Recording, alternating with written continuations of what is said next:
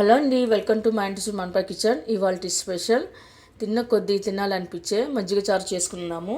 ఇక్కడ నేను 1 కప్పు వరకు చిక్కటి పెరుగు తీసుకున్నాను. అలాగే టీ స్పూన్ చొప్పున పచ్చిశనగపప్పు, మినపగుళ్ళు, గ్రీన్ చిల్లీ, ఎండుమిర్చి, సన్నగా కట్ చేసి పెట్టుకున్న అల్లం ముక్కలు, 1 కప్పు ఆనియన్ ముక్కలు, అలాగే ఆవాలు జీలకర్ర కూడా తీసుకున్నాను. ఇప్పుడు మనం ఒక బౌల్ పెట్టుకొని అందులోకి పెరుగు తీసుకుందాము. ఇప్పుడు మనం పెరుగులో ఎక్కడ ఏమాత్రం ఉండలేకుండా స్మూత్గా కలిపి పెట్టుకోవాలి. స్మూత్గా కలిపి పెట్టుకున్న తర్వాత వాటర్ వేసుకుందాము. మనకు ఎంతవరకు వాటర్ అవసరమో అంతవరకు వేసుకోవాలండి. ఇలాంతా కలిపి పెట్టుకున్న తర్వాత మనం కడాయి పెట్టుకున్న అందులో 1 టేబుల్ స్పూన్ ఆయిల్ వేసుకున్న తర్వాత పచ్చిశనగపప్పు వేసుకుందాము.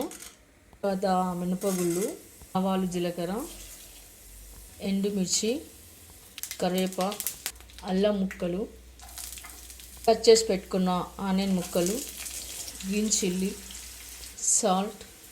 ఇక్కడ ఆనియన్ కాస్త బరకగా ఉంటేనే బాగుంటుందండి, మరి మెత్తగా కుక్ చేసుకోకూడదు. హాఫ్ కుకింగ్ అయితే సరిపోతుంది. తర్వాత ఇప్పుడు మనం చేసి పెట్టుకున్న మజ్జిగని వేసుకుందాము. ఇక్కడ నేను స్టవ్ ఆఫ్ చేశానండి. ఇప్పుడు కొత్తిమీర వేసుకుందాము.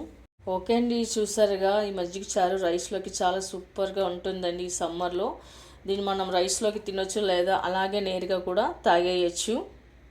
మరి ఈ వీడియో కనుక మీకు నచ్చినట్లయితే మాకు కామెంట్స్లో పెట్టండి, లైక్ చేయండి, షేర్ చేయండి, అలాగే మన ఛానల్ని తప్పకుండా సబ్స్క్రైబ్ చేయండి. Thank you for watching.